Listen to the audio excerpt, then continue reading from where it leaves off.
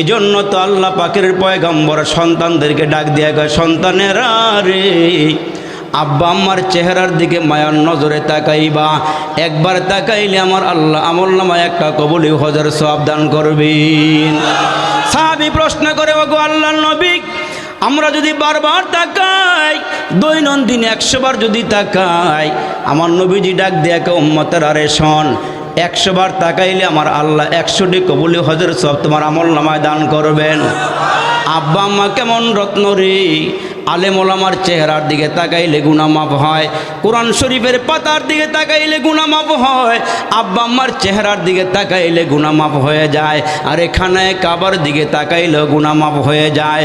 এই জন্য আব্বা আম্মারে কষ্ট দিও না রে বাবা, আব্বা আম্মার মনের মধ্যে দুঃখ দিও না।